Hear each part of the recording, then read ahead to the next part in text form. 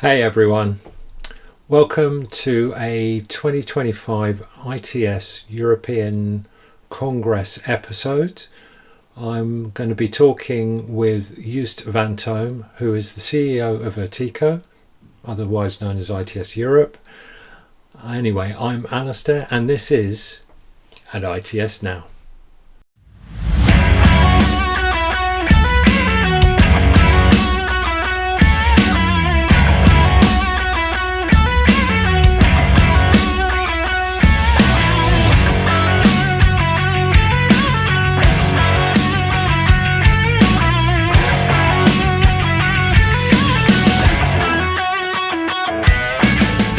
Thank you so much for joining us again on at ITS Now.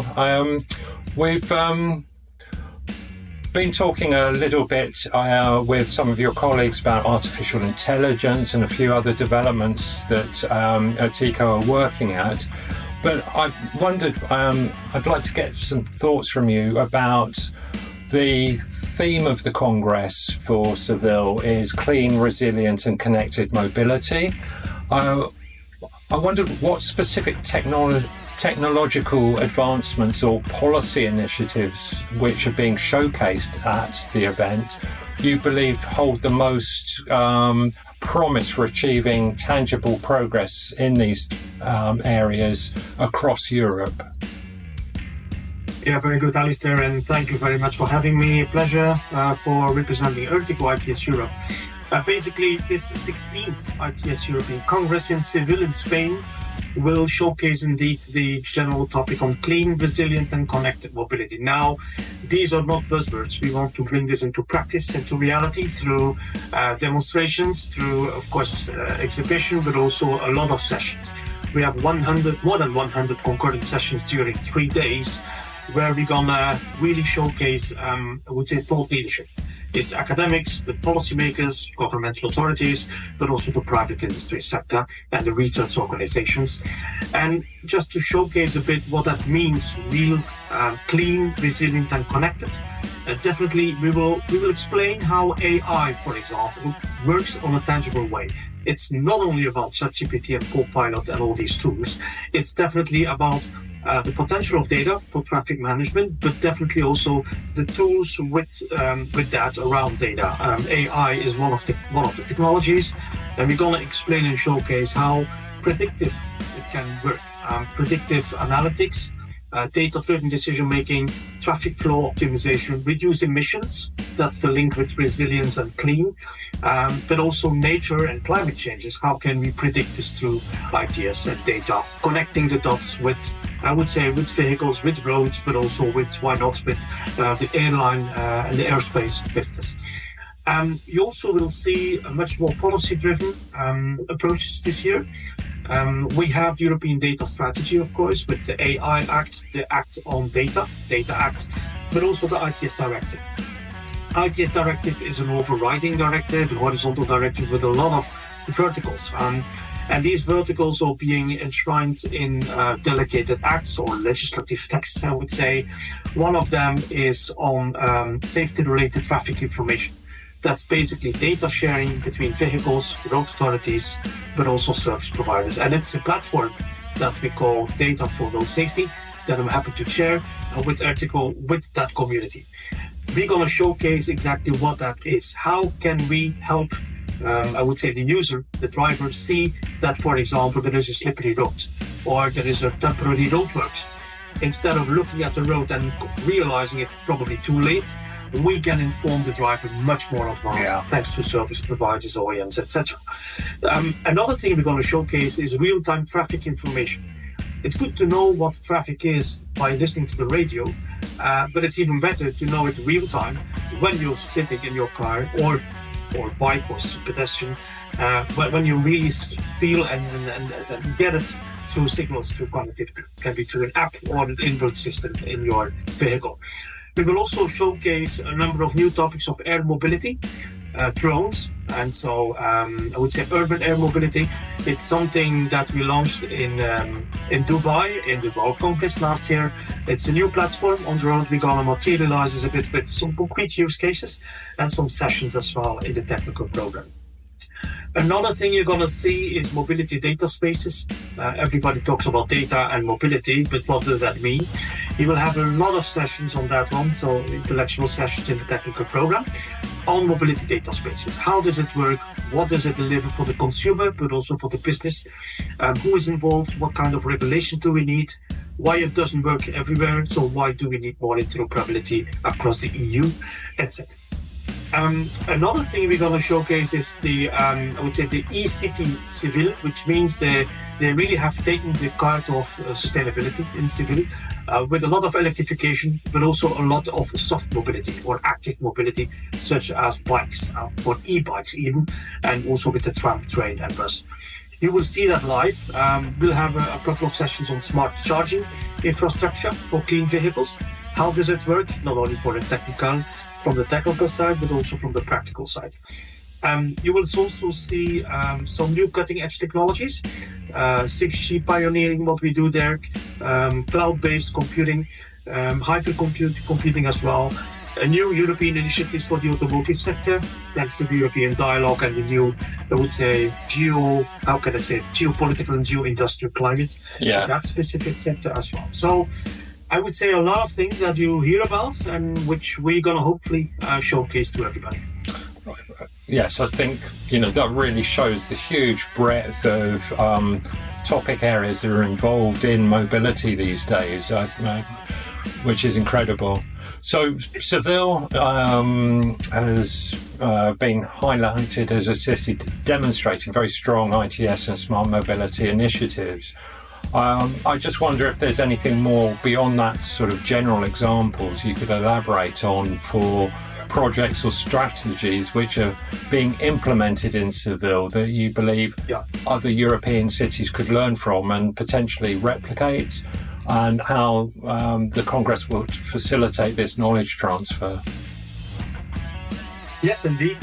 Seville, happily, is one of these 100 climate neutral and smart cities selected by the European Commission for European funding, and also by 2030 climate neutrality, which is quite a challenge, to be honest. And I have to say that Seville has very good cards in its hands. They have launched numerous projects and they will showcase this at the Congress. One of them is e-city Seville, as I just mentioned. That's in the Cartuja district, which is a certain area in Seville. They have developed a model for low emission zone and low emission urban areas. It's equipped with extensive electric vehicle infrastructure, mostly charging infrastructure, real-time energy monitoring. So they're monitoring really in real time what is happening, who is charging where, where is the energy going to, and ITS is being used as an enabler for that one. They integrate ancient cooling techniques with modern technology to address the city's intense summer heat, because you will be there now in May with 30 to 35 degrees, which is already interesting, but I can tell you in the summer it's even more. So you need some cooling systems and some intelligent systems, of course, downloading and uploading the energy. So that's one of the things you're going to really see. And the second is the cycling infrastructure. Since 2006 already, Seville has expanded this cycling network from, at the time, 12 kilometers to 180 kilometers today. It has led to approximately 70,000 daily bicycle trips, so 70,000 by day, supported by a shared bicycle system. You will see, and there are more than 2,500 bikes across 263 stations, very extensive network. They also have real-time ITS data apps that you can use for public and private needs. So I would say it's one of the model cities for European sustainability goals. Yeah. I think it's interesting when you see the transformation to active transport modes like cycling in a place like Seville, how suddenly the climate becomes such an important element to that. We've seen in places like Dubai where they're building air-conditioned corridors for cyclists to use.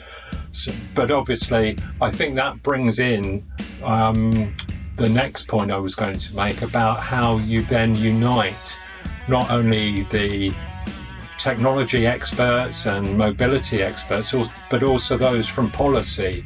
I wonder what mechanisms or formats within the Congress program are specifically designed to foster that genuine sort of cross-sector collaboration and develop a holistic solution rather than just having these as parallel discussions with individual domains? Yeah. What we wanted to avoid is pre-scripted sessions, pre-scripted questions and answers, and at least that everybody knows everybody. No, you will not see that. Definitely, we have the traditional opening, of course, on Monday with a very high-level approach from the European Commissioner and cabinet people and DG people, but also the ministers in Spain, the local city, of course, the city mayor of Seville, the region of Andalusia will be there as well. So quite prominent with the basic, I would say the Spanish basics, which is very promising. But definitely in the plenary sessions, and we have 3 plenary sessions, you will have people from the all kinds of areas. There will be the policymakers, always somebody from the European Commission. Then the national flavor, I would say, national and regional flavor in Spain, policymaker. And then somebody from the industry and more from the academic side. So we try to combine the European angle, the local angle, I would say the Spanish national and regional angle and local, and also then the industry. Then we have quite a number of SIS, which is special interest sessions. I think more than 100 of them, or close to 100. They are designed to bring public and private together, but then from a more, I would say, interest point of view to a dedicated topic. For example, the topic can be AI in traffic management, what's the way forward, or electric bikes, how to cope with the data sharing, or mobility data spaces and the parking industry. Yeah, just saying that.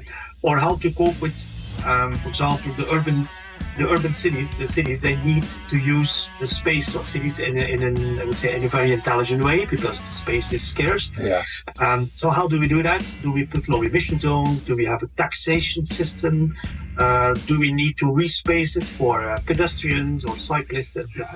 Who gets access to what kind of urban vehicle access regulations? And that can be done through, for example, to data sharing, to ITS technologies.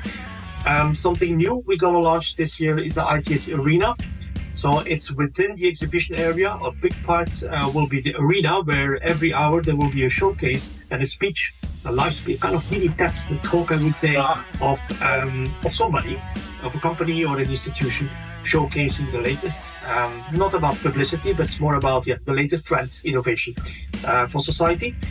You will also see a lot of technical demonstrations where you can actually trial and hopefully not error, but trial the latest technologies through real tangible demos around the conference center, but also in the city of Seville.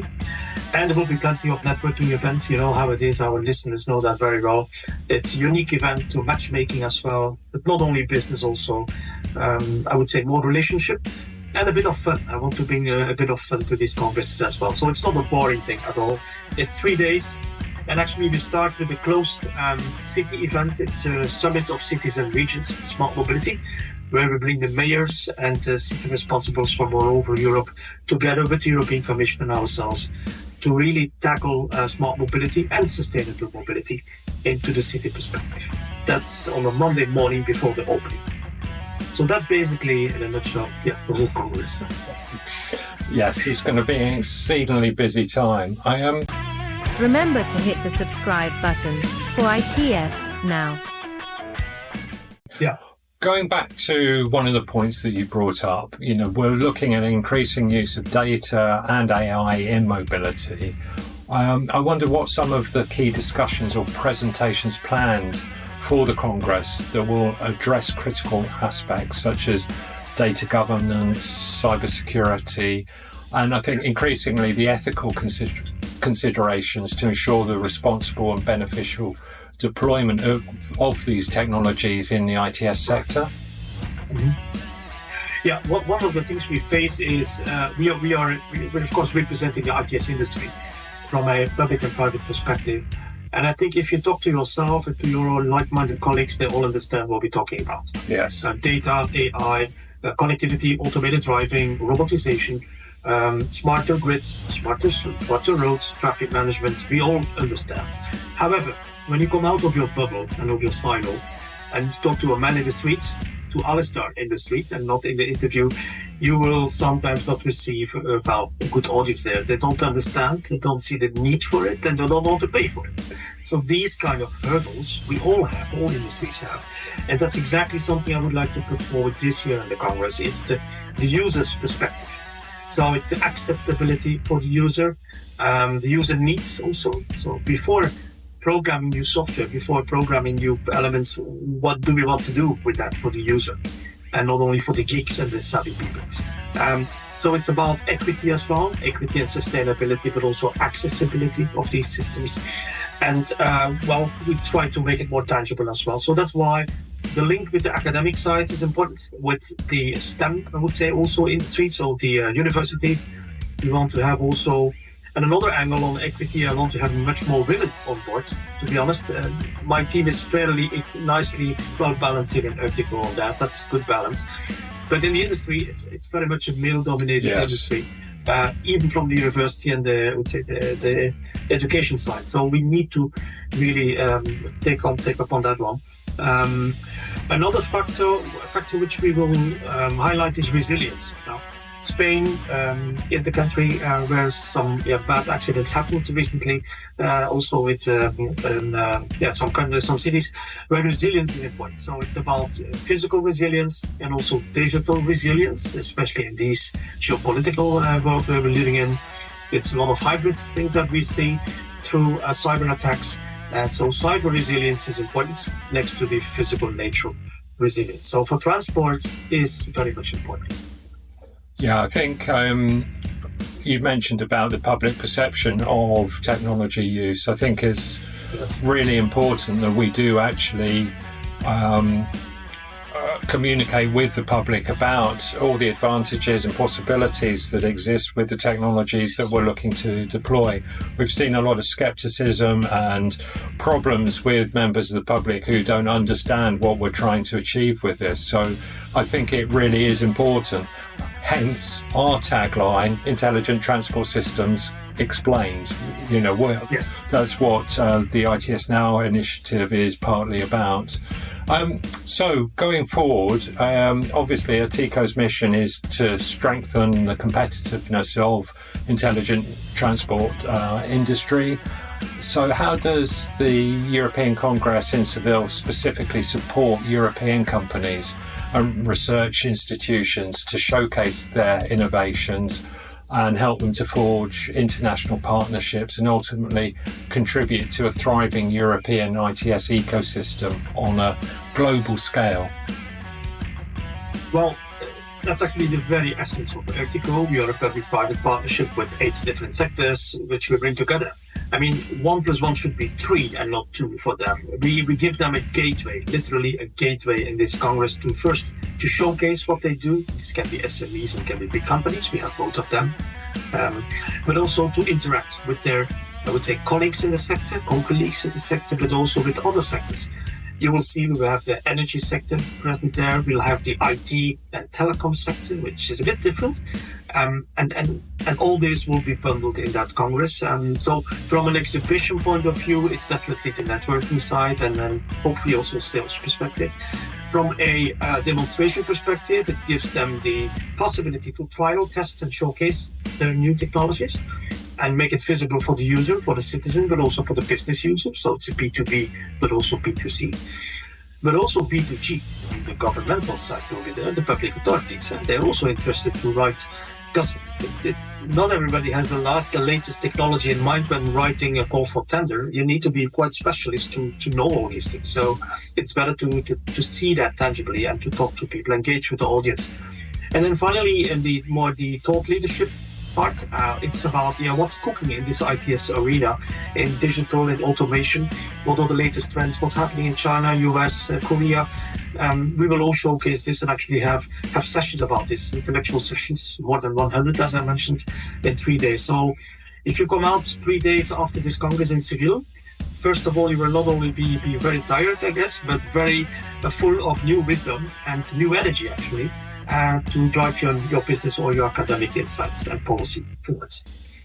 Brilliant. I think, one of the key factors out of that is that whole collaborative piece. We need to collaborate with all sorts of different organisations and companies in order to achieve what we're all looking to do. Otherwise, we end up back in silos again, which doesn't actually get the best result for the public and travelling. So lastly, I just thought I'd ask you about ITS Edge magazine. Yes. We're developing this, and I just wanted to get a perspective from you as CEO of ERTICO, what you see ITS Edge playing in advancing the goals and fostering collaboration within the sector, and what are some of the key areas or topics you believe the magazine should continue to emphasise in coming years?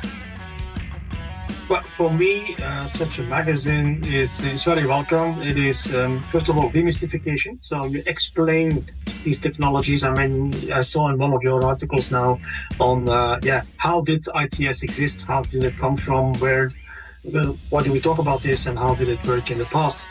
So that's really interesting, at least for the reader, for the curious ones. Secondly, it's providing a platform to exchange new ideas, fresh ideas, and not always the same things, writing again. Maybe also giving the podium to some youngsters to talk about their experience or their expectations, I would say. I also believe that you should continue to emphasize new areas or key areas, such as clean and sustainable mobility. What does that exactly mean in practice? The European ambitions for decarbonization and climate neutrality. How can transport work in that? Connected and automated, not only from a vehicle point of view, but also from a traffic authority point of view, and also from the user. And not only for people, but also for goods. So the logistics part is also important for us as an ITS umbrella. Resilience, as we talked about, physical and digital, and definitely the human-centricness and inclusiveness of innovation. So all this qualifies for the nice magazine series, and happy to contribute to that. I also want to say that we have a very good cooperation with our national deployment associations. We call them ITS nationals. In each country, more or less each country, you have an ITS national grouping, very much diverse in each country. But thanks to ERTICO, we really have a good glue with them through the network of ITS nationals. And some of them, like ITS UK, but some others will be there prominently, either with their stands or in sessions and in the networking reception. Please. Brilliant. Well, Joost, thank you so much for taking time out of your very busy schedule to talk to us, and hope you all the best for the Seville Congress. Thank you. Very good, Alistair. Thank you very much, and see you there in Seville. Okay, thank you. Bye.